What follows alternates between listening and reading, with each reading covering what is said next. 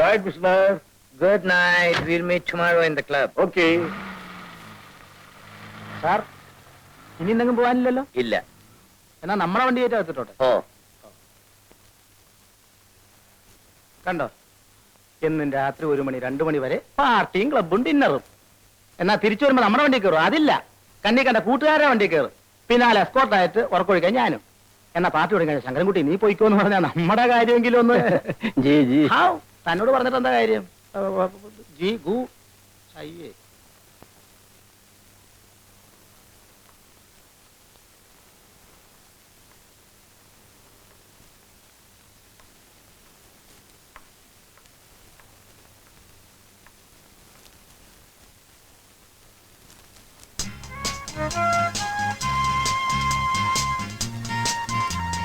എങ്ങനെയുണ്ട്? വണ്ടർഫുൾ. ആ ഇത് മാത്രമല്ല, നീ അറിവിലുണ്ട്. ഇതിനെ കൊണ്ട് അകത്താക്കിട്ട് ആ റോബർട്ടിനെ കൊണ്ടുവാ.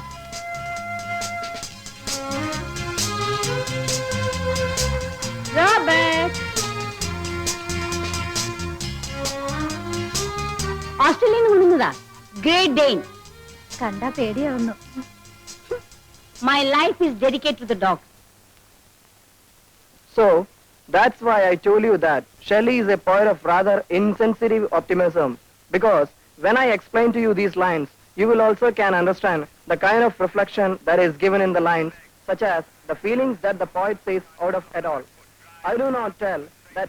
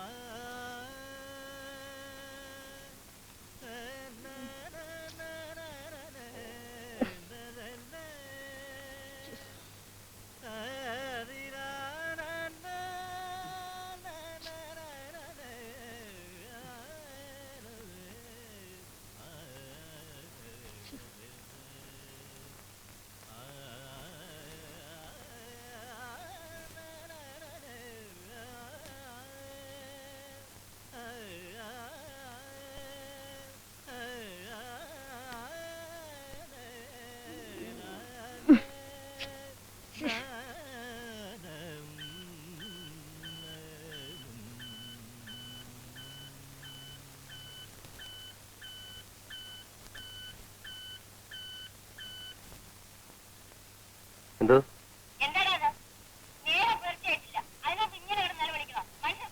മണി 8 കഴിഞ്ഞമ്മേ. ഞാൻ രാവിലെ 5:30 മണിക്ക് ഉണർന്ന. രാവിലെ സംഗീതം കേട്ടുണരുന്നത് ഒരു രസമല്ലേ? അമ്മ എഴുന്നേറ്റുടൻ അമ്മ ഇങ്ങനെ ദേഷ്യപ്പെടരുത്. നമ്മുടെ ദേശഭക്തൻ KK കിടാവ് വന്നിട്ടുണ്ട്. അദ്ദേഹത്തിന് കേൾക്കാൻ ഞാൻ പാടിയതാണ്.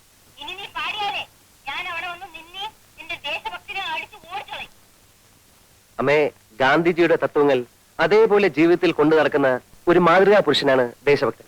അമ്മ എന്നെ എന്ത് വേണമെങ്കിലും പറഞ്ഞോളൂ, പക്ഷെ അദ്ദേഹത്തെ അടിച്ചോടിക്കുന്നൊന്നും പറയരുത്.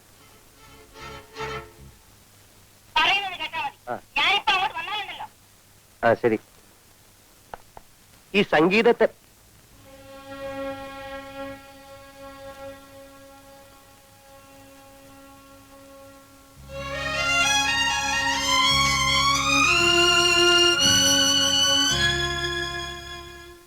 Good morning, darling. Good morning.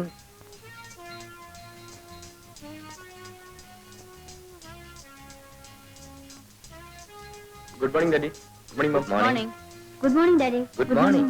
Morning.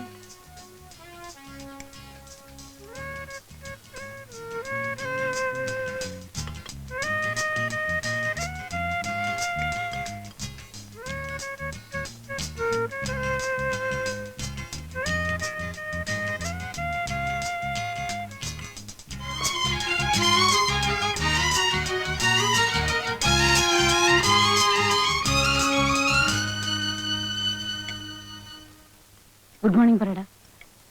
അച്ഛാ ഡാർലിംഗ്, ഇന്ന് ഉച്ചയ്ക്ക് ഞാൻ മിസ്സസ് ചെറിയാനെയും മിസ്സസ് മേനനെയും ബ്രിഡ്ജ് കളിക്കാൻ വിളിച്ചിട്ടുണ്ട്. They'll have lunch with me. Very good. ഇന്ന് നൈറ്റ് ഡിന്നർ ഞങ്ങൾക്കൊക്കെ മേരി തോമസിന്റെ വീട്ടിലാണ്. എനിക്കിന്ന് ഡിന്നർ സീലോഡില, ക്യാപ്റ്റൻ പിള്ളയുടെ വക. I see. അയാളുടെ മകൻ 9ാമത്തെ തവണ SLC പരീക്ഷ എഴുതി പാസ്സായിരിക്കുന്നു. അയാളത് സെലിബ്രേറ്റ് ചെയ്യാൻ പോകുന്നു. ആ, എന്നല്ലേ സീലോടിയും തിരിച്ചു വരുമ്പോ എന്നെ കൂടെ പിക്കപ്പ് ചെയ്യാമല്ലോ. ഓക്കെ. Thank you. മമ്മി, ഞാൻ ഡിന്നറിന് വരില്ല കേട്ടോ. I have got a programme. എന്റെ ഫ്രണ്ട് ഉഷയുടെ ബർത്ത്ഡേ ഇന്ന് രാത്രി ഞാൻ അവിടെ പോകും. ഓ യെസ്. ആ പ്രസന്റേഷൻ എന്തെങ്കിലും വാങ്ങിച്ചോണ്ട് പോണം. Yes mummy. പിന്നെ നിന്റെ പ്രോഗ്രാം എന്താണ്? നീ എവിടെയെങ്കിലും പോകുന്നുണ്ടോന്ന്? ഇല്ല, ഞാൻ ഇവിടെ തന്നെ ഉണ്ടാകും.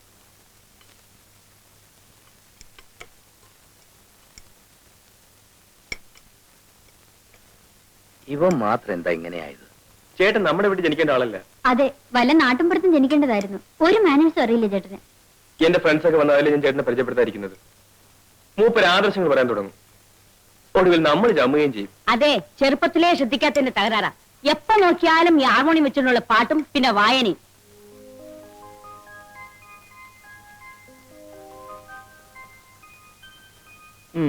ഇന്ന് ജോലിക്കുള്ള അപേക്ഷ ഒന്നും അയക്കാനല്ലേ സാറേ?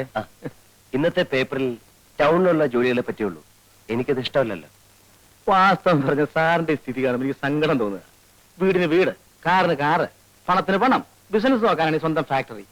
ഇത്രയും സൗകര്യങ്ങളുള്ളപ്പോ സാർ ഇങ്ങനെ ജോലിക്ക് അപേക്ഷിക്കേണ്ട വല്ല കാര്യമുണ്ടോ? മനസ്സിന് ഇഷ്ടപ്പെട്ട ജോലി വേണ്ട ചെയ്യാൻ ശങ്കരൻകുട്ടി. പിന്നെ സാറിന് ഇപ്പൊ ജോലി ചെയ്തിട്ടുണ്ട് ജീവിക്കാൻ. എനിക്ക് കഴിയുന്നതും സ്വന്തം അധ്വാനം കൊണ്ട് ജീവിക്കാനാണ് ഇഷ്ടം. ഡിഗ്രി എടുത്തതും ജോലി കിട്ടാൻ സാധ്യതയുള്ള കോഴ്സൊക്കെ പാസ്സായതും അതിനുവേണ്ടിയാണ്. എന്നാലും ഒരു കുടുംബത്തിന് ഒരാൾ മാത്രം ഇങ്ങനെ ആയതാ എനിക്ക് മനസ്സിലാക്കാൻ പറ്റാത്തത്. അച്ഛനും അമ്മയ്ക്കും ഡിന്നറും ക്ലബ്ബും, അനിയന് ഡിസ്കോ, അനിയത്തിക്ക് ക്രിക്കറ്റ്, ചേട്ടച്ചാർക്കാണെങ്കിൽ മഹാത്മാഗാന്ധിയുടെ കുറെ പുസ്തകങ്ങളും ആദർശങ്ങളും വാത്മീകവും. വാത്മീകമല്ല, ആത്മീകം. അത് തന്നെ ഞാൻ പറഞ്ഞേ. ഇത്രയ്ക്ക് ആയ നിലയ്ക്ക് വല്ല രാഷ്ട്രീയ പാർട്ടിയിൽ ചേർത്തിരുന്നെങ്കിൽ അതൊരു ഗുണായനെ. ഇത് അതുമില്ല. അല്ല, ഞാൻ അറിയാണ്ട് ചോദിക്കുക, ഈ ജീവിതത്തിന് എന്താ ഒരു സുഖമുള്ളൂ സാറേ? ശങ്കരൻകുട്ടിക്ക് അത് മനസ്സിലാത്തോണ്ട് ഈ പട്ടണത്തിന്റെ ചായം തേച്ച മുഖങ്ങൾ കണ്ട് ഞാൻ മടുത്തു. എന്നും ഒച്ചയും ബഹളവും ആത്മാർത്ഥയില്ലായ്മയും. എനിക്കിഷ്ടം ഗ്രാമത്തിന്റെ ശാന്തതയെ. പച്ചപിടിച്ച പാടങ്ങൾ, നിറഞ്ഞൊഴുകുന്ന പുഴകൾ, തണുത്ത കാറ്റ്. ആ ഒരു സുഖം വേറെ എവിടെ കിട്ടി ശങ്കരൻകുട്ടി? സാറൊരു തത്വം കേട്ടിട്ടുണ്ടോ? എന്താ? എറിയാനറിയുന്നവന്റെ കയ്യിൽ ദൈവം വടി കൊടുക്കില്ല എന്ന് വെച്ചാല്? വടി. ആ. അതായത് ദൈവം ആ. വടി എന്ന് വെച്ചാൽ ദൈവത്തിന്റെ വടി. ശങ്കരൻകുട്ടി. എന്തോ? ഞാൻ പോരാട്ടോ. എന്തോ? ഞാൻ എവിടെയായിരുന്നു? ഓഫീസ് പോകുന്ന സമയത്ത് കാറിനടുത്ത് വയ്ക്കണമെന്ന് പറഞ്ഞിട്ടില്ലേ? സാർ, ഞാനവിടെ വിനയ സാറിന്റെ അടുത്ത്. വിനയ സാറിന്റെ അടുത്ത്? സാറിന്റെ ഓരോ വേഗം വണ്ടി എടുക്ക്. സാർ.